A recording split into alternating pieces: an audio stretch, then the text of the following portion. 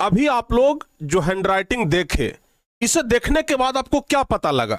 एक ही स्क्रीन में दो हैंडराइटिंग देख रहे थे, जिसमें एक अच्छा था और दूसरा एकदम घटिया जिसको कह सकते हैं। अब आप सोचिए कि अगर आप जिस तरीके से लिख रहे हैं उस तरीके से आपको परीक्षा में क्या पूरा नंबर मिल जाएगा?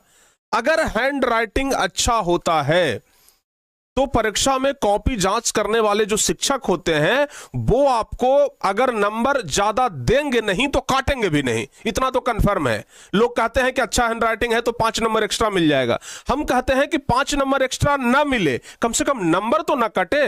कई बार ऐसा होता है कि हम आंसर जानते हैं, आंसर को हम कॉपी पर लिख भी दिए हैं बढ़िया से, लेकिन हैंडराइटिंग सही नहीं था, जिसके वजह से कॉपी जांच करने वाले शिक्षक उस हैंडराइटिंग में लिखे गए आंसर को बढ़िया से नहीं पढ़ पाए और सही आंसर को भी गलत कर दिए, नंबर आपका काट लिया जाता है। तो हम कहते हैं कि भाई हैंडराइटिंग पर एक्स्ट्रा नंबर ना मिले, कम से कम कटे तो ना सही। कई बार ऐसा होता है कि बच्चे परीक्षा देकर के आते हैं, कहते हैं कि सर पूरा आंसर लिख दिए हैं, लेकिन ये नहीं बताते हैं कि किस हैंडराइटिंग में लिखे हैं। पूरा आंसर तो लिख दिए हैं लेकिन सर फिर भी नंबर कम आया। बच्चे कहते हैं सर साइंस में तो सर जी हम पूरा लिख दिए हैं, बस एक क्वेश्चन 2 नंबर वाला छूटा है। तो भाई अगर एक क्वेश्चन 2 नंबर वाला छूटा है तो 2 नंबर कम आना चाहिए, फिर आपका 15 नंबर 20 नंबर कैसे कम आ रहा है? इसका मतलब कहीं ना कहीं आपके हैंडराइटिंग में प्रॉब्लम है, और अगर आप इस हैंडराइटिंग को नहीं सुधारेंगे तो यह प्रॉब्लम आपके जीवन भर रहेगा। अब कहेंगे कि सर क्या अभी से हम हैंडराइटिंग सुधार सकते हैं? बचपन से अभी तक नहीं सुधरा तो क्या अब सुधर जाएगा? हम कहते हैं कि बिल्कुल सुधर जाएगा, और उतना भर तो जरूर सुधर जाएगा कि अगर आप आंसर कॉपी में लिखेंगे तो कॉपी जांच करने वाले आपके आंसर को स्पष्ट पढ़ पाएंगे, और अगर स्पष्ट पढ़ लिए तो नंबर दे देंगे। यही तो हम लोग को चाहिए कि जो कॉपी जांच करने वाले शिक्षक हैं उनको कम से कम स्पष्ट पता चले हमारा आंसर। तो इसी के लिए आज कुछ टिप्स बताते हैं, उसको जरा बढ़िया से फॉलो करिएगा। सबसे पहली बात तो यह है कि बहुत सारे बच्चे जब लिखना शुरू करते हैं तो उनका जो पेन पकड़ने का तरीका है वो बिल्कुल गलत होता है। देखिए बाबू, लिखने के लिए ना बाकी सबसे ज्यादा जरूरत पड़ता है ये जो अंगूठा हो गया, उसके बगल का, और एक सबसे बीच वाला अंगुली, यही जो 2-3 अंगुली है ना, इसका जरूरत पड़ता है ताकि इस तरीके से आप इसको लिख सकते हैं। लेकिन बहुत सारे बच्चे क्या करते हैं कि इस पेन को अंगूठा और इससे न पकड़ करके वो बीच वाले से ऐसे पकड़ते हैं, या फिर ऐसे पकड़ लेते हैं, या फिर बहुत ऊपर पकड़ लेते हैं, या फिर बहुत नीचे पकड़ लेते हैं। भाई बहुत तरह का प्रॉब्लम है। एक्चुअल में अगर आप अच्छा हैंडराइटिंग बिठा करके लिखना चाहते हैं तो आपका जो ये मतलब जो पकड़ने का स्टाइल है वो बहुत मायने रखता है। आप नीचे से ना, नीचे से 1 इंच, हम बता रहे हैं नीचे से लगभग 1 इंच छोड़ करके ऊपर पकड़िए।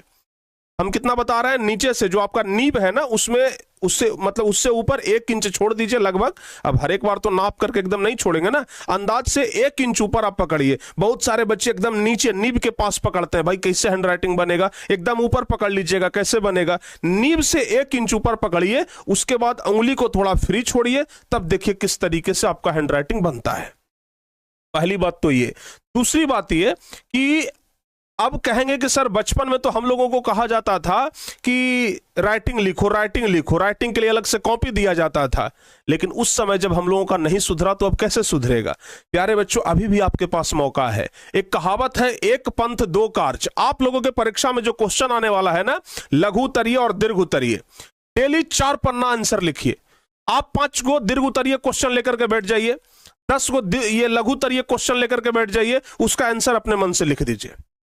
इससे 2 फायदा, एक तो आप 4 पन्ना का हैंडराइटिंग लिखे, दूसरा फायदा ये कि आप आंसर का राइटिंग किए हैं, यानी कि आंसर भी आपको याद हुआ है।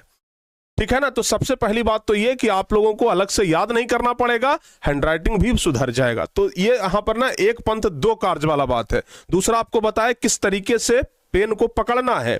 1 इंच ऊपर पकड़ना है, 2 अंगुली से पकड़ना है, अंगूठा और उसके बगल वाले अंगुली से, और जो आपका पेन है वो मिडिल फिंगर के ऊपर रखा रहना चाहिए। इस पे पेन रखा रहना चाहिए ताकि एकदम फ्रीली एकदम ये चल सके। दूसरी सबसे बड़ी बात ये होती है कि कॉपी रखने का जो आपका स्टाइल है, यहां से भी हैंडराइटिंग निर्भर करता है। अगर आपका कॉपी रखने का स्टाइल गलत है तो हैंड राइटिंग भी गलत हो जाएगा। कहिएगा कि सर कॉपी से भी फर्क पड़ता है? बिल्कुल फर्क पड़ता है। बहुत सारे बच्चे को देखते हैं कि कॉपी एकदम ऐसे सीधा रखते हैं, कॉपी सीधा रख लिए और उसके बाद हाथ को भी सीधा करके ऐसे लिख रहे हैं। भाई ई वाला काहे उठल है, ये पुष्पा स्टाइल वहां दिखा रहे हो, ये नहीं होना चाहिए, ठीक है ना। हमारा भी हैंड राइटिंग जब बचपन में खराब था ना, तो हमारी मम्मी हमको सिखाती थी, ठीक है ना, कि किस तरीके से हैंड राइटिंग को अच्छा करना है। उसके लिए आप लोगों को जिस तरीके से हम ट्रिक फॉलो किए, हमारा हैंड राइटिंग जैसे सुधरा, आपका भी सुधर जाएगा। आप कॉपी को ऐसे सीधा ना करके हल्का सा ऐसे तिरछा करिए, लगभग 45 डिग्री के एंगल पर तिरछा कर सकते हैं। मतलब आप खुद वीडियो में देख लीजिए, यहां पे ना इस तरीके से सीधा है कॉपी, इसको हल्का सा ऐसे तिरछा करिए। अब इस तिरछा करके हाथ को भी तिरछा रखिए और इस तिरछी हाथ से अगर आप लिखेंगे, आपका हैंड राइटिंग जबरदस्त बनेगा। बहुत सारे बच्चे बहुत ज्यादा ऐसे कर देते हैं और इधर से ऐसे करके लिखते रहते हैं। पूरा एकदम ये वाला जो हाथ है ना बेंच पे रख दिए, ये वाला हाथ पूरा एकदम मतलब पूरा हाथ बेंच पर है और पूरा लिख रहे हैं। इस हाथ को पूरा हैंड रेस्ट दे दिए, भाई ये हाथ पूरा नीचे है, ये सिर्फ उंगली उस ऐसे लिखा, ऐसे नहीं होगा। आधा बस आपका ये वाला जो पोर्शन है ना, ये बेंच पे होना चाहिए। प्यारे बच्चों, इस तरीके से आप लिखिए, ये कॉपी पर रखा जाएगा, बाकी ये वाला उठा रहना चाहिए। उसके बाद लिखिए, देखिए कितना जबरदस्त हैंड राइटिंग आपका बनेगा। तो ये सब चीजें ना आपको समझना पड़ेगा। दूसरी चीज क्या बात है, जो सबसे इंपॉर्टेंट बात है, आप ये चीज ना देखते होंगे, जैसे मान लिया जाए कि दो लाइन है, एक लाइन ये हो गया, ये हो गया, ये हो गया, ये हो गया, इस तरीके से कॉपी में आपका लाइन होता है।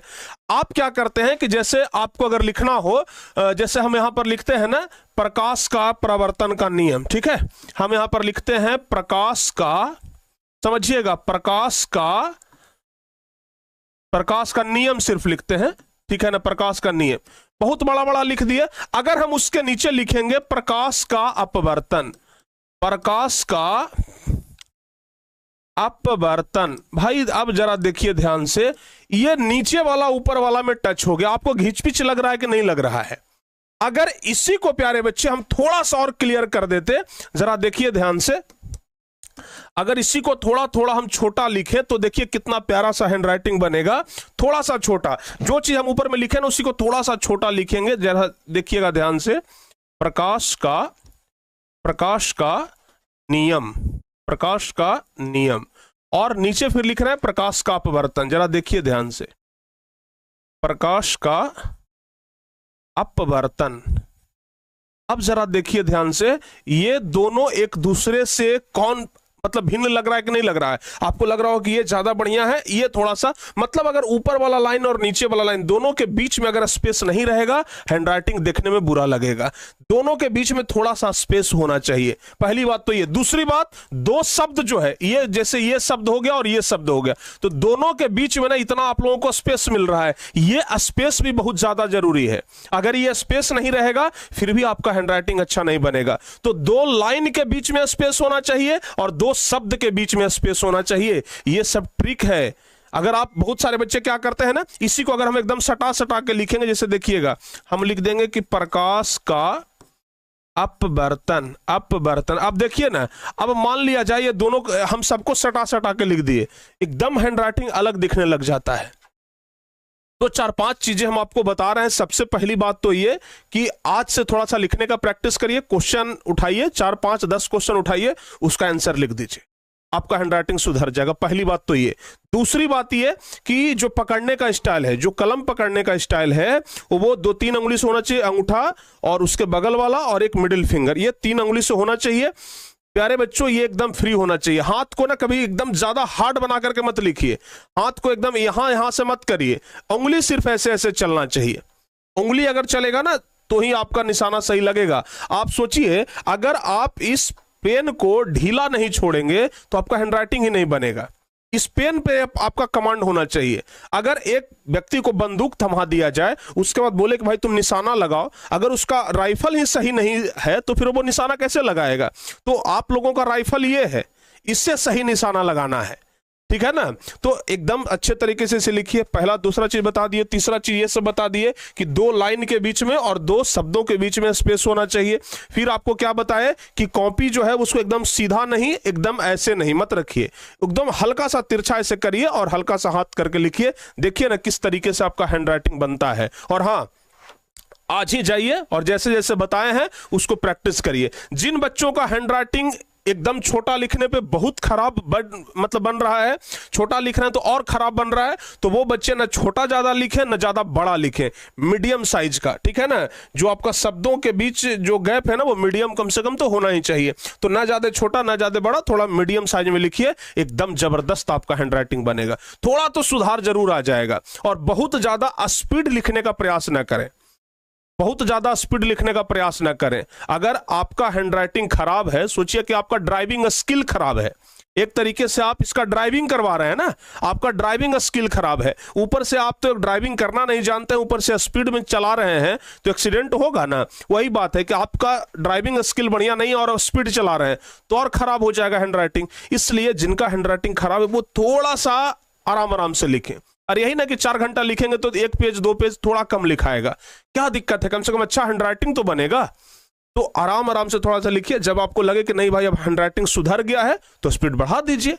तो इस तरीके से करने पर आप लोगों का बहुत बेहतरीन हैंडराइटिंग बनेगा। तो आज ही अभी ही जरूर करके ट्राई करिए और देखिए कि सुधार आया कि नहीं आया। और अगर आया तो इस वीडियो के नीचे कमेंट करके जरूर बताइएगा कि हाँ सर जी सुधार आया।